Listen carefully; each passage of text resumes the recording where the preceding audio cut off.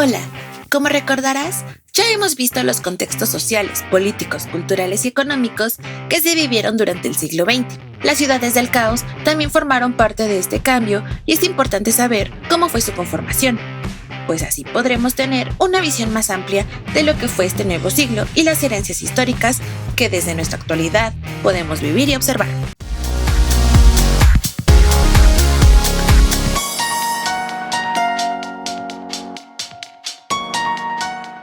Para que todo esto sucediera, fue fundamental un congreso donde se dieron cita un gran número de arquitectos, diseñadores, artistas y urbanistas. Lo que ahí se discutió marcó la pauta para la construcción de las ciudades modernas. Acompáñame a conocer estas transformaciones. Al igual que la sociedad, las grandes ciudades sufrieron pérdidas después de las guerras suscitadas durante la primera mitad del siglo XX. Francia, Alemania, Países Bajos y España, por mencionar algunos, tuvieron que implementar grandes construcciones comerciales y de vivienda para reparar los daños ocasionados por bombardeos continuos. La concepción que se tuvo de las ciudades se transformó. No era lo mismo aquellas que ya tenían construcciones destinadas a la vivienda, a los centros de trabajo, la recreación y la movilidad, aquellas otras que recién comenzaron con estas preocupaciones por la situación política y social que vivían. Desde inicios del siglo, los arquitectos comenzaron a mostrar inquietud por las necesidades de la población creciente y a planificar construcciones que, en teoría, ayudarían a satisfacer esto. En 1928, en Suiza, se llevó a cabo una reunión donde un grupo de arquitectos europeos se reunieron para discutir estas problemáticas que se generaron en estas ciudades del caos. De ahí surgió el Congreso Internacional de Arquitectura Moderna, en el cual se vislumbraron temas como la movilidad en las calles y avenidas, las áreas verdes y de recreación, así como los centros de trabajo, ya fuera industrial o administrativo, que comenzaron a llegar y establecerse en las nuevas ciudades. Dicho congreso incluyó comisiones que se encargaron de supervisar el funcionamiento de este. Parte de esas funciones fue la supervisión de la aplicación de la Carta de Atenas, publicada por uno de los arquitectos más importantes en este momento, Le Corbusier. Esta carta fue una exposición de la importancia que tenía la planificación de los espacios de vivienda como lugares funcionales para quien los habitase, teniendo en cuenta el terreno, las cercanías a las vías públicas, la salubridad del lugar y la conservación de áreas verdes. También se buscó que la arquitectura no solo se preocupara por la construcción y los materiales, sino tuviera una relación con las artes y la ornamentación, con el urbanismo, la industrialización, así como la enseñanza de esto a los jóvenes arquitectos. Esto no dejó de lado los temas administrativos y legislativos que hay dentro de una ciudad. Cada discusión tuvo ejes rectores para poder abarcar todos los problemas que enfrentaba la vivienda en aquel momento. En principio, fueron arquitectos europeos los que conformaron este congreso.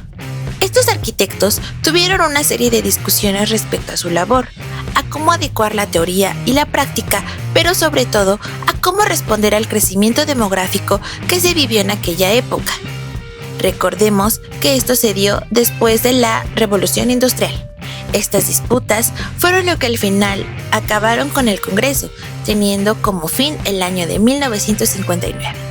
Sin embargo, quedaron las grandes construcciones que se hicieron dentro de esas décadas y que sin duda forman parte de nuestra realidad social.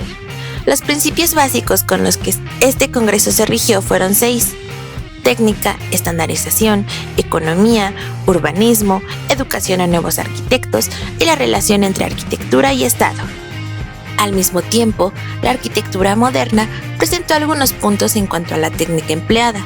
Se consideró que la construcción debía ser con columnas o pilares que sostuvieran por lo alto a la vivienda, permitiendo que, por debajo, hubiese un jardín, el cual ayudaría a mantener un clima agradable en la casa, hubiera flujo de aire y este espacio podía ocuparse como un lugar de recreación, colocando sillas o mesas para descansar.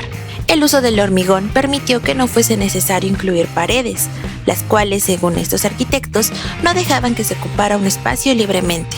Esta casa, además, debía tener ventanas amplias que permitieran la entrada de luz y el contacto visual con el exterior. Por último, una de las más grandes discusiones entre arquitectos y diseñadores fue la fachada libre. en donde solo se pondrían objetos de decoración u ornamentación siempre y cuando fuesen funcionales para los habitantes, es decir, que además de adornar, cumplieran una función en específico. En esto se incluiría las lámparas, los faros, los señalamientos o anuncios. Estos principios fueron retomados por varios arquitectos y empleados según su contexto político y respondiendo siempre a las nuevas necesidades sociales de los habitantes. Cabe mencionar que las migraciones jugaron un papel muy importante en el crecimiento de las ciudades, pues quienes vivían en el campo por la necesidad de conseguir mejores empleos y tener una calidad de vida más alta, aspiraciones que muchos no consiguieron, se trasladaron a los centros de trabajo, invadiendo de alguna manera los centros de las ciudades y desplazando así a las clases medias y altas a las periferias. Suscríbete para más videos como este. Es importante considerar que la arquitectura se adaptó y en ocasiones no se siguió el modelo europeo. Tal es el caso de Estados Unidos con sus rascacielos y suburbios residenciales. Japón con sus grandes construcciones sin imitar a las del pasado. O el caso de Brasil, que, por sus problemas económicos y su dependencia política a otros países, simplemente no logró llevar a cabo construcciones que ayudasen a mejorar la situación social y, por el contrario, generaron un contraste arquitectónico muy grande que hasta la fecha podemos notar. Si bien la arquitectura se rigió por estos principios modernos, no funcionó en todas las ciudades. Las teorías se modificaron porque muchos de los arquitectos no estaban tan de acuerdo en este modelo, adecuando así sus ideas a las construcciones, pero teniendo como base el funcionalismo. Ya vimos cómo es que se fue dando la arquitectura moderna, quiénes y cómo iniciaron los principios que debían seguir, así como las reglas de construcción que se debían tener en cuenta. Todo esto respondiendo a los problemas que las ciudades tenían debido al crecimiento demográfico después de la Revolución Industrial. En el siguiente texto veremos un contraste entre la arquitectura que se realizó en varias ciudades alrededor del mundo para entender un poco más sobre la complejidad de la arquitectura del siglo XX. No te lo pierdas.